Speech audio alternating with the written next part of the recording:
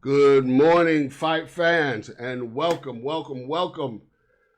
to another edition of Coffee with the Champ. My next guest needs no introduction. He was the WBO heavyweight champion of the world from 2004 to 2006, held the WBO title. He has a record of 35-6 with 30 KOs. He is relentless. Lamon Brewster. Champ, welcome to Coffee with the Champ. How you doing this morning? Thank you, brother. It's good to be here. How you doing, man? I'm doing well. Good to see you. Good to see you in good health and everything. How's it going? Oh man, everything is going lovely, man. I can't complain, man. I thank God every day. Awesome. But champ, let's just reminisce. Let's go back, and you could just fill in the blanks. Um, you won the U.S. national. You started out in amateurs. You won the U.S. National titles in the Pan Am Games, correct? Yes, sir. Absolutely. And what was your amateur record? Oh man. I rounded off. To be honest with you, man, it's about. I think it was like 90. It was like 90-10 with like 70 knockouts. Okay. Nice. You know, I was reviewing some of your fights and stuff like that. I think you were out in what was it? Maybe in Burbank, California. When you fought what is his name? You fought a guy named Ron Smith. And, Ha! Beverly Hills, Ron Beverly, Nebraska. yeah. Yeah, Um, man. I and never forget the Steel was sitting on ringside.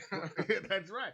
I tell you who else. I don't know if you remember who was doing the commentary. One of the commentators was Kevin Kelly, if you can remember Oh, that. oh, for Yeah, Flesh and Flash. real? Yep. And Yeah, that's my guy. you dispatched of Smith, and I think it was the second round. The second round, you took care of Yeah. business. Uh-huh. And you did something that I've never seen a lot of fighters do uncharacteristically. You ran over to Michael Buffer. I think it was Michael Buffer that was doing that fight, and you whispered something in his ear. What did you tell him? That do you remember? I don't remember, man. Michael Buffer is a friend of mine, Mm-hmm. as a matter of fact, man. And I had a great relationship with him throughout the years of boxing. You know, he announced many fights. My manager at the time was a gentleman by the name of Sam Simon. He was a co-creator of The Simpsons. He actually created Bart Simpson, Wow. and through Sam and his relationship with people like that, I just got close to him. Wow. You had a lot of uh, stars come out to see you that fight. Kevin Kelly had made a statement, and it was to your credit. He said, looking at this young heavyweight now, he said we may be looking at the resurgence of a Mike Tyson. That's what Kevin Yes, Kelly said because absolutely. of your punching power. I was like, oh, Yeah. but I think it was a great fight. You fought some notable heavyweights. One you fought Andrew Galata. Do you remember that? Yeah, I broke the world record for the fastest knockout Yeah, in heavyweight history in a championship title fight. yeah, That's the 50. record I still hold to this day. Oh yeah, 50 seconds. And did you know that Andrew Galata was the favorite in that fight, 2-1? Yeah, absolutely.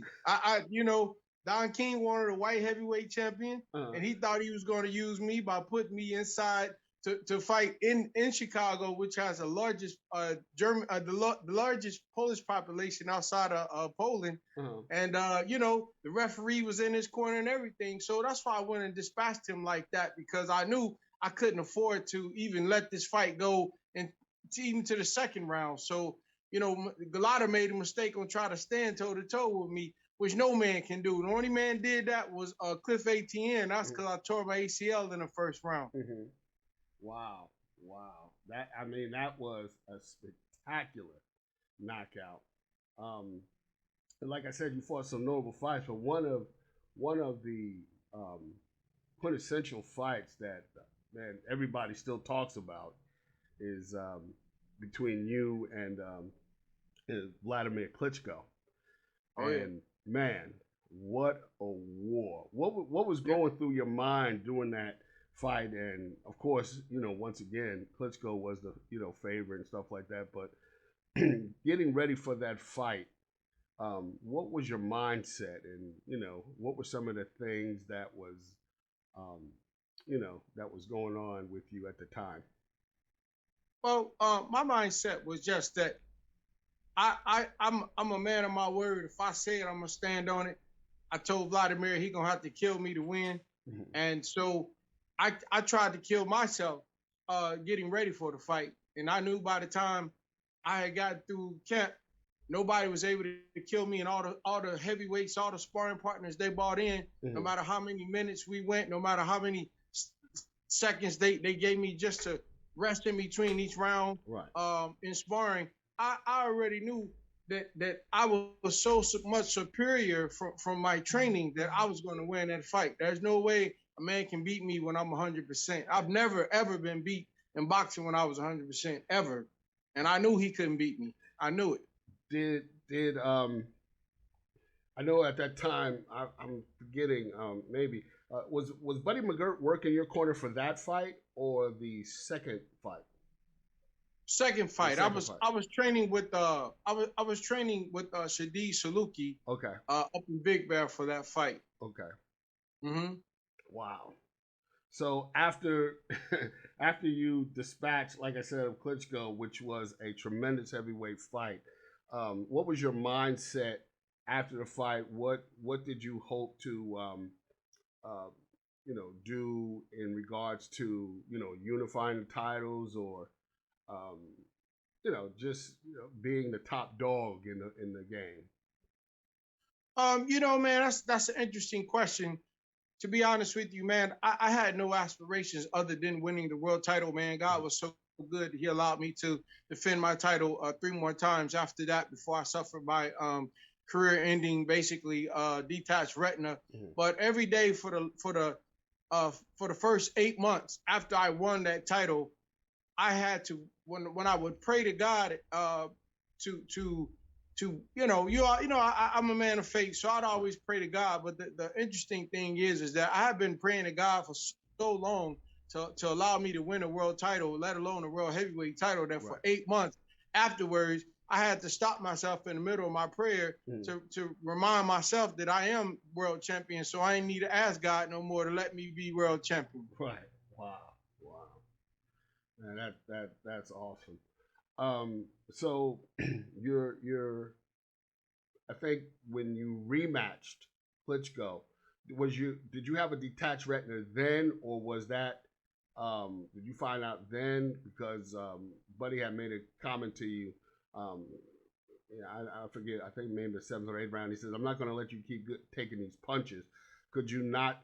Were you basically fighting with one eye? Yeah, you can kind of say that, man. Here's the thing. So I had spent 9 months in the hospital, in and out, in and out, in and out. Mhm. And when I did come out of the hospital after I had lost to Sergey Liakovich, that's Mhm. when I lost the title. Right. The first call I get while I'm in the parking lot at Marina Del Rey Hospital is Vladimir Klitschko people asking me to give him a rematch. And I'm like, well, man, okay, let me have a couple of tune-ups because I'm still in my hospital clothes. Right. Well, they were like, well, how much can we pay you not to have a tune-up? So I knew what that Wow. was all about, man. Right. So they were not going to give me a chance to fight him at 100%. Right. So if people want to say Vladimir Klitschko beat me, okay, well, you know what? He beat a Lamon Brewster who was rusty as nails. Right. Not that I was in the gym. Man, I only had three and a half, 4 months to get ready for this fight. Right. And again, I was laid up in the hospital bed with morphine drip in my arm off and on for 9 months. So if he wants to be proud that he beat me, broken down on the me and Lamon Brewster, well, hey, God bless him, man. If, Right. if that's what you want, but they still carried you out on a stretcher, and I walked out the ring. And if you watch the fight, he didn't do anything. He didn't knock me down. He Right. didn't hurt me. I didn't get an 8 count. Right. It's just that I couldn't You see. couldn't see. So I can live with it. Can you? Wow. Yeah, I watched that. It was an incredible fight. A lot of people from the outside looking in didn't know the backstory, of you fight with a, basically a detached retina, fighting blind in one eye. That was incredible. Champ, so let's talk about the state of the heavyweight division now. Um, if you had the opportunity to compete right now, um, I'm sure you still have the love of the game. Who would you fight right now, or who would you like to fight right now? Man, that I'm what I consider for myself. I consider myself a people's champ. Mm-hmm. I'll fight whoever the people say that I should fight. I'm not one to. I mean, look, man, I'm a warrior, so I would say any and everybody in the heavyweight division to prove myself worthy of saying that I'm the best. Mm-hmm. So I won't dare say, oh, I want to fight this person over that person. I'll fight whoever people say is the best. That's who a real champion would fight, and that's what I got to say. These guys, they're a different class today. They're much bigger today. They're much more athletic and much strong. Well, I won't say athletic, but they're much stronger. These guys are humongous, man. I mean, you think about Muhammad Ali when he fought George Foreman. When he fought Foreman was considered a big heavyweight back then, man. He was only 230. Right. 230 small today. So you look at it today, man, but I don't worry about it because I know I punch harder than everybody in the heavyweight division today, with the exception of maybe like a Deontay Wilder, and that's just with his right hand, but it'd be his right hand versus my left hand. But again, he's my protege, man. I've been supporting that dude from the time he came into the sport, and I'm still supporting him as an American champion, as a black man, and I really want to see him regain that title. Right. Well, that just put us in a segue of my next question. So, even though the fight was canceled, we should have been talking about the results of that fight, but now we're going to have to wait till October the 9th. This is a rhetorical question. Who are you picking in that fight and why? Okay, so it's hard for me to say, and I'm going to tell you why, man. Consistency has proven that Tyson Fury, he boxed one fight and then he came forward one fight. So if you go and look at any interview I didn't give that dude no credit whatsoever. Mm-hmm. And I'm a true fan of the sport, and I give him the credit that he deserves. He is the champion of the world right now. Mm-hmm. My hope is that Deontay Wilder will be able to come and take that title from him. I hope that he's worked out whatever mental hang-ups that he had. I truly believe the only reason why he lost that last fight was because his eardrum was busted. If you saw the blood in his ear, and from being a fighter myself, it's impossible for a man to fight, especially with his kind of style, when your eardrum is busted, because everything from your balance to everything is thrown off when that happens, and you can clearly see the blood in his ear, whether or not the Fury has something in his gloves or not, because Deontay got something in his gloves called dynamite. You know what I mean? And I think that fight really threw him off, being that his ear was busted. Mm-hmm. So I would like to just see the third fight without the eardrum being busted, and then we can have a conversation. But, I can't lean and say either way, because I don't know what Deontay would have really done had his eardrum not been busted. And being a fighter myself, I know, man, it's impossible to win a fight with a busted eardrum. Absolutely. We talked about earlier, you were mentioning the size of the heavyweights. In the sport right now, as far as amateurs concerned, in every division, in the Olympics, excuse me, I didn't mean to say junior. In the Olympics, I mean, you have every division, but you also have a super heavyweight division in the Olympics. My question to you is, do you think at this juncture, especially in the pros, that there should be a super heavyweight division? Because, I mean, it's not fair to compete against guys like the average heavyweight, 6'1", 6'2", 225, and then you got guys like Tyson Fury, 6'9", and 240, 250. I mean, if they have it in the Olympics, why not have it in the pros to to make it an even playing field.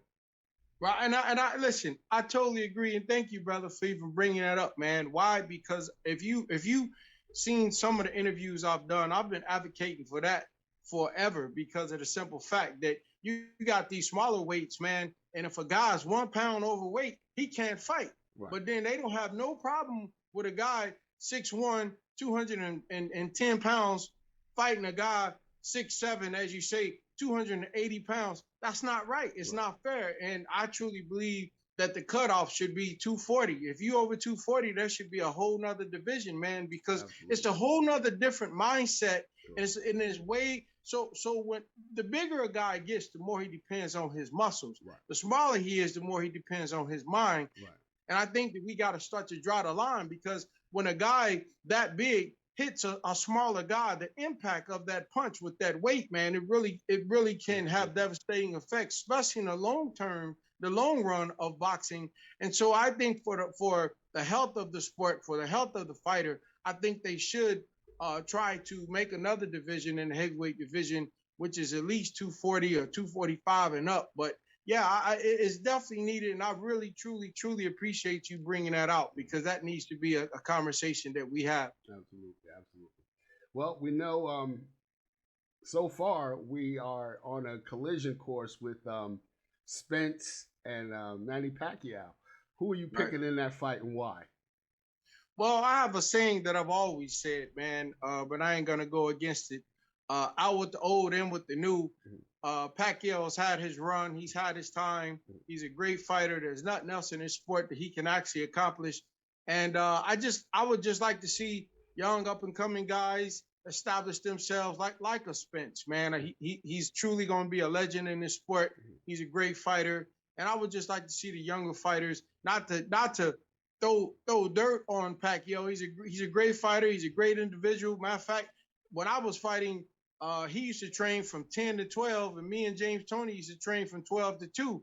And we're talking about going back all the way to like the early 90s, man. I mean, not early 90s, the late 90s. Mm-hmm. So, you know, I just hope that Earl Spence comes out victorious, because I want these young men to be inspired that they can become a champion as well, man, regardless of these older fighters in there. He got all the money he could ever spend. He got all the fame. He got all the success, all the belts. So again, out with the old, in with the new.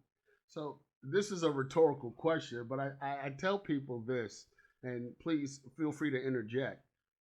The pressure is not so much on Manny Pacquiao as it is on Earl Spence. And the reason why I say this is because Manny's legacy has been established already. That's it. I mean, 8 division world champion, multiple fights. I mean, it's it. You can't it would be very hard to perceive him undoing his legacy. So I said the pressure is on Spence, and in actuality, he basically, even if he wins, he's in a no-win situation. And here's my ideology about that. If he wins, that's what he's supposed to do against a 42-year-old fighter, since when he was fighting, Spence was still in diapers, you know? Right. In addition to that, if he doesn't win, then, you know, where does his legacy lay? So the pressure or the burden of proof lies more on Spence as it does, you know, from Pacquiao. Like Pacquiao's like, well, yes, this is a world title fight. This is another fight. All he would be doing is adding a notch in his belt. If Spence beats him, then they're going to say, well, okay, yeah, you beat a 42-year-old guy. I mean, you know what I'm saying? So you tell me your thoughts on that. Well, at the end of the day, I look at it from the standpoint of it would be a confidence booster for Spence to defeat Pacquiao, and it's a good notch on his belt at the end of the day, and it's a good payday at the end of the day, because you know I always like to see fighters making money that earn the right to be on that pedestal, because you know fighting a guy like Manny Pacquiao at this point isn't a fight that Manny's going to take if it doesn't make money. You know, the saying is, if it doesn't make money, it doesn't make sense. So exactly. for Pacquiao to take this fight, for Earl to be in this position to take this fight, I just think that it basically benefits everybody at the end of the day. It benefits the sport of boxing.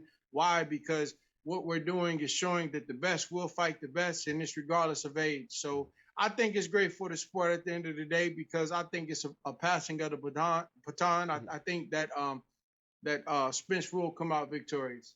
Okay, good. Well, when the fight happens, and a couple of weeks later, I'd love to have you back on the show and let's discuss the fallout of it and what it means to the winner at that time.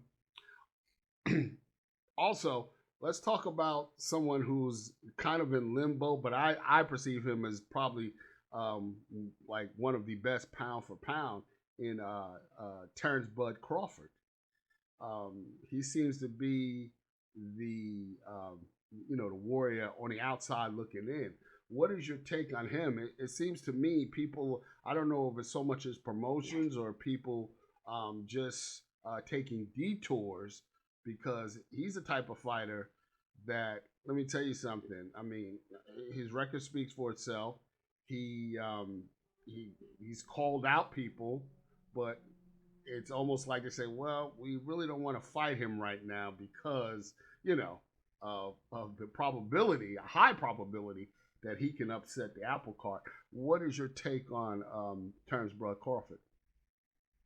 Man, what comes to mind is that he is the truth. He's a throwback fighter. I think he fights with the spirit of boxing. He fights with the spirit of the days when fighters could actually fight. Tommy Hearns, Sugar Ray Leonard, Marvin Hagler. Right. He's a throwback fighter in my eyes to that extent, man. And he's dangerous to all these fighters because he's not of that in my opinion, he's not of that new mentality, which is how many fans do I have? How many, what's my Facebook and Twitter post? No, he comes to fight, man. He's cut from a cloth that they don't really make anymore. Yeah. That's that old school. I come to fight. I'm the truth, and I'll show you not by what I say, but by what I do. Absolutely. And that's what he does. Absolutely. We were talking earlier before we went on the show. We know you have some funny stories. Let me just before we get into that, a lot of people don't know as well that your cousin, former heavyweight champion, is Chris Bird. Yeah. You guys are related. A lot of people didn't know about that. Tell us, we're talking about stories and stuff like that. You had a funny story. You got much love with you and James Toney. Tell us that story about you and James Toney. Okay, absolutely. So I should train over at Wildcard Boxing Gym, and so James used to come in all the time because my trainer used to train Mickey Rourke. Bill Slayton used to train Mickey Rourke, and so I got to meet James through Mickey Rourke's boxing gym when he would come over there. Matter of fact, Freddie was there as well before Freddie got Wildcard, and so me and James got cool. I mean, I've been living in Los Angeles since '91. Here it is, probably around 90, I don't know, 90, 97, 98-ish, something like that. And so James, we decided to get together to run. And, James was the man at that time. Right. And so I'm all excited, like, man, I'm going to get to run with this undisputed 20 class world champ. Like, man, wow, this is big, right? So we go, he meets me out at this place called Griffith Park out in Los Angeles. And I'm waiting on this dude. I'm extra early to get there. I done warmed up. I done stretched. I'm like, man, I get to run with a champ. James pulls up. He gets out the car. It's just me and him. So we're going to run. It's like a 3 mile, horse track all the way around, man. And so we take off running. And it's at such a slow pace. I'm like, well, okay, well, maybe this is how the champs do. Like, maybe he's just warming up. So normally it take me, 21, 23 minutes tops to run this thing. So I'm thinking, okay, maybe this how champs do. So we get a quarter of a mile, a quarter of a mile away from where we began, and I'm thinking we about to pick it up because that was right where we turned the corner. And I'm like, this in my mind, like, okay, we gonna pick it up. And then we got to the other corner, about another quarter mile, and I'm like, okay, this is where we gonna pick it up. And then we got to like the last leg, and I'm like, okay, well this he probably just gonna sprint at the end then. Man, 45 minutes later, we done ran 3 miles. Took 45 minutes to run 3 miles. And this dude, we finished.